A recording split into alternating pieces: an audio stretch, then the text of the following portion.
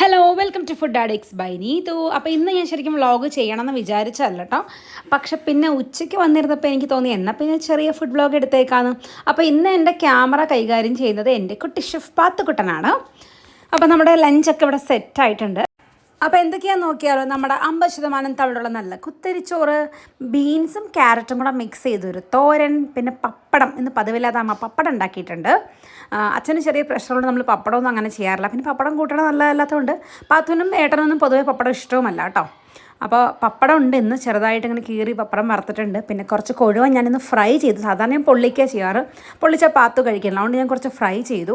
പിന്നെ പ്രഭാമയുടെ സ്പെഷ്യൽ ചാള മാങ്ങയിട്ട കറിയുണ്ട്. ഈ മാങ്ങ അങ്ങ് പാലക്കാട് നിന്ന് കൊണ്ടുവന്നാണ്, പ്രീതച്ചിറ്റയുടെ വീട്ടിൽ നിന്ന് കൊണ്ടുവന്ന മാങ്ങയാണ്. ഈ മാങ്ങ പച്ചയായിട്ടിരിക്കുമ്പോൾ ഭയങ്കര പുളിയായിരിക്കും, പക്ഷെ ഒന്ന് ചെനച്ച് കഴിഞ്ഞാൽ ഭയങ്കര ടേസ്റ്റാണ്. പഞ്ചാര മാങ്ങ എന്നാണ് പറയണത് അത്ര അവിടെ. അപ്പോൾ ആ മാങ്ങ കൊണ്ടുവന്ന് അതിട്ടിട്ടാണ് നമ്മൾ ചാള മാങ്ങയിട്ട് കറി വെച്ചത്. അപ്പോൾ ആ ചാള മാങ്ങയിട്ട കറി തുറക്കുമ്പോൾ തന്നെ ഭയങ്കര സ്മെല്ലായിരുന്നു. പിന്നെ ഒരു പാത്രം നിറയെ സംഭാരം, അത് നല്ല നിറച്ചും ഐസിട്ട് വെച്ചിട്ടുണ്ടായിരുന്നു. അത് ഇടയ്ക്കിടയ്ക്ക് സിപ്പ് ചെയ്തുകൊണ്ടാണ് ഞാൻ ചോറുണ്ടത്. പിന്നെ എൻ്റെ കട്ടത്തെ മിൽക്കി മിസ്റ്റിൻ്റെ അത് ഞാൻ അവിടെ എടുത്ത് വെച്ചിട്ടുണ്ടായിരുന്നു. പിന്നെ ഇതിൽ കാണിക്കാത്ത ഒരു സാധനം ഉണ്ടായിരുന്നു, ഇന്നലത്തെ ഒരു കൊത്തമരത്തോരൻ ബാക്കി ഉണ്ടായിരുന്നു, അതും ഉണ്ടായിരുന്നു. പിന്നെ രാത്രി ഞങ്ങൾ ഇന്നലെ സാലഡാണ് കഴിച്ചത്, അപ്പോൾ അത് കുറേ ബാലൻസ് വന്നപ്പോൾ അതും എടുത്ത് വെച്ചിരുന്നു. അപ്പോൾ ഞാൻ അതും ഈ ചോറിൻ്റെ ഒരു സൈഡിലേക്ക് വിളമ്പി. പിന്നെ ഇന്നത്തെ ഒരു സ്പെഷ്യൽ എന്ന് പറഞ്ഞാൽ നല്ല നെല്ലിക്ക അച്ചാറാണ്. ഞാൻ കഴിഞ്ഞ ദിവസം ലുലുവിൽ പർച്ചേസ് ചെയ്തു, അപ്പോൾ നിറച്ചും നെല്ലിക്ക ഇരിക്കുന്നുണ്ട്. അപ്പോൾ കുറേ നെല്ലിക്ക വാങ്ങിക്കൊണ്ട് വന്നിരുന്നു. കുറേ അവർ പച്ചയ്ക്ക് കഴിക്കും, എനിക്ക് നെല്ലിക്ക പച്ചയ്ക്ക് കഴിക്കാൻ ഇഷ്ടമല്ല, രതീഷിനും പൊന്നുവിനൊക്കെ ഇഷ്ടമാണ്. ബാക്കി ഞാൻ കുറച്ചെടുത്ത് അമ്മ എനിക്ക് അച്ചാറുണ്ടാക്കി തന്നു, അപ്പം നെല്ലിക്ക അച്ചാറുണ്ട്. അങ്ങനെ വിളമ്പി വന്നപ്പോൾ എൻ്റെ പ്ലേറ്റിൽ ശരിക്കും നിറച്ചും കറികളായി, നിറയെ കറികളായി.